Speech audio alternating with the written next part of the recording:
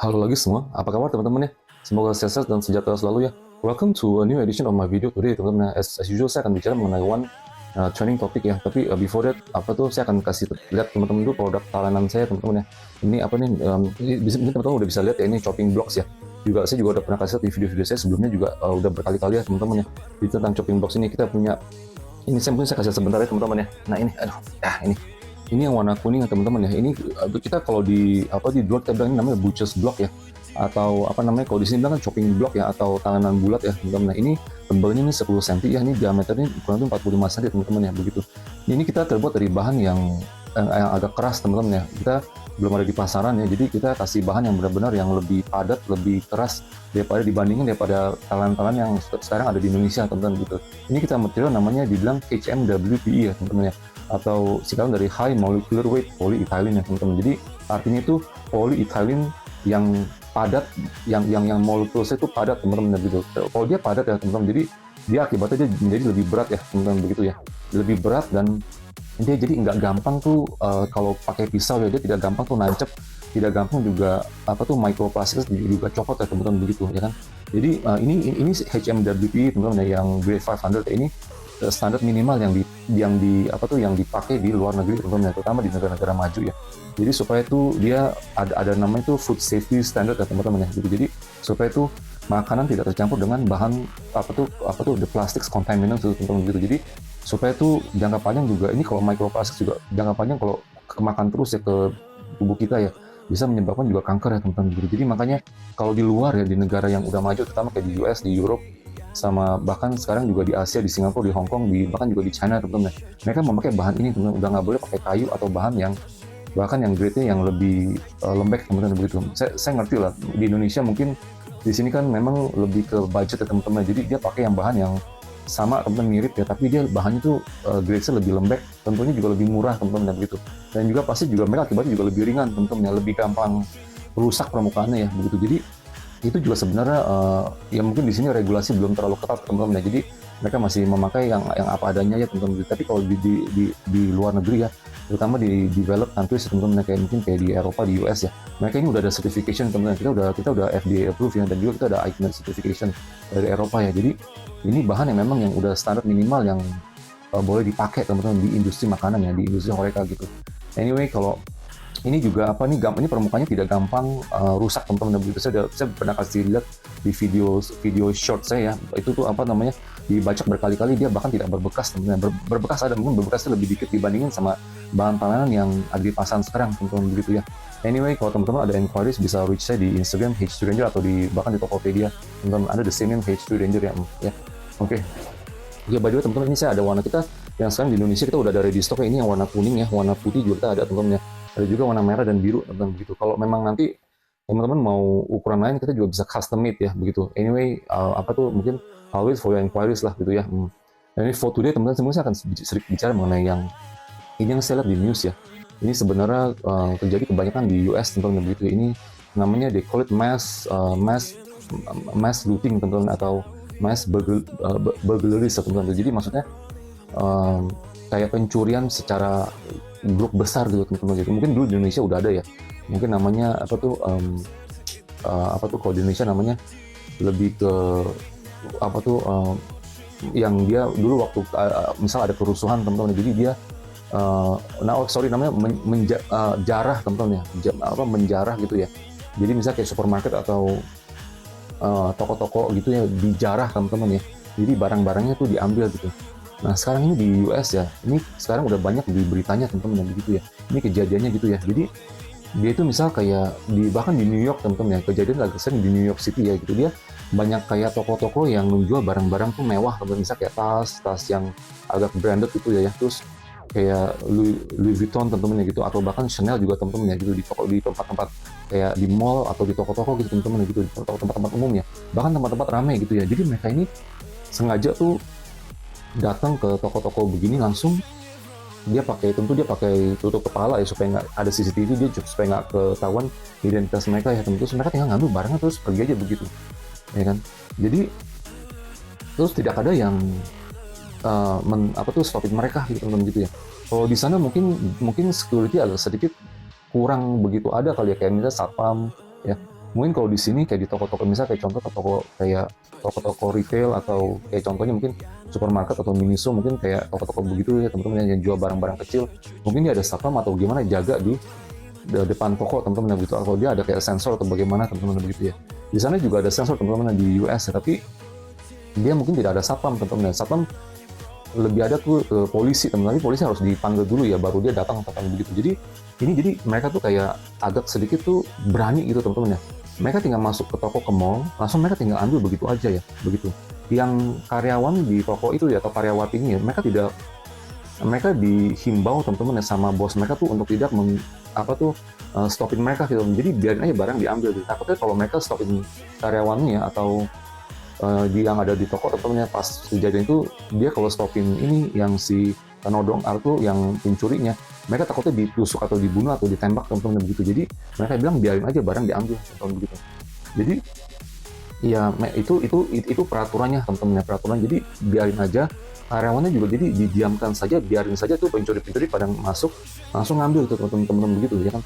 Ini juga terjadi sama toko Apple ya teman-teman, Apple Store ya. Jadi mereka tinggal masuk ambil semua barang-barang handphone sama laptop sama iPad, semuanya diambil semua gitu teman-teman begitu ya kan. Jadi toko-toko elektronik juga sama ya begitu ya kan. Tokonya lagi buka ya, jadi mereka tinggal langsung masuk, tinggal ambil aja begitu teman-teman begitu. Jadi ya mungkin yang masuk itu jumlah karyawan sama pencurinya jauh beda ya gitu ya. Misal karyawan cuma ada 5-6 orang ya, satu toko gede. Nah ini yang masuk itu mencuri misal kayak 10 atau 15 orang, bahkan 20 orang. Jadi sekali masuk kayak they call it like a mob theft gitu teman-teman ya begitu ya. Mob jadi pencurian massal gitu teman-teman. Mereka tinggal langsung masuk ke toko, langsung tinggal ambil begitu aja ya. Berani ini hampir begitu ya. Jadi udah nggak ada ini. Jadi itu pun udah kejadian banyak toko handphone ya, toko barang-barang mewah ya, yang kayak toko-toko tas mewah atau baju-baju butik yang mewah dan mahal teman-teman begitu. Dan juga toko-toko elektronik juga sama teman-teman. Misal elektronik dia nggak bisa ngambil langsung mungkin pas tokonya dibuka ya, pas terbuka ya. Jadi dia kejadiannya mungkin malam teman-teman, malam dia bisa hantemin itu toko itu udah pakai teralis besi ya, misalnya teralis besi, tokonya pasti kan etalase kaca ya toko ya, di pinggir jalan. Jadi dia ada etalase besi, langsung dihantam pakai mobil teman-teman begitu ya. Dia hantam pakai mobil sampai toko itu depannya tuh sampai teralis besi sampai bisa pecah, bisa rusak, terus dia bisa masuk ke dalam tokonya teman-teman, Anda barang. Dan itu dilihat di CCTV kamera teman-teman, itu yang masuk itu kurang lebih, dia kalau toko elektronik ya, jadi di jarang itu mungkin ada puluhan orang teman-teman begitu, misalnya kayak 20-30 orang. Mungkin mereka udah bikin kayak grup atau bagaimana kali ya sebelum mereka tuh, jadi udah direncanakan teman-teman. Dan kejadiannya mungkin kayak tengah malam atau bagaimana teman-teman ya. Dimana di sana juga mungkin polisi kan nggak begitu ya, nggak 24 jam gitu teman-teman. Taruh ya ada lah pasti CCTV kamera 24 jam ya. Jadi mereka tetap nggak bisa berbuat apa-apa. Dan barang-barang itu jadi diambil, dicuri, mungkin dijual lagi teman-teman gitu. Sama juga dengan barang-barang mewah ya. Begitu diambil, dicuri, terus langsung dijual secara online gitu teman-teman, dengan harga yang mungkin ya lebih murah lah pastinya begitu ya kan. Jadi dia udah mulai tuh berani teman-teman, berani. Jadi ini kejadian ini sebenarnya udah ada kurang lebih beberapa tahun terakhir ini teman-teman ya begitu kejadiannya ya gitu. Jadi mereka itu jadi udah nggak merasa tuh malu atau bersalah teman-teman, langsung dia hantam begitu aja ya gitu ya kan.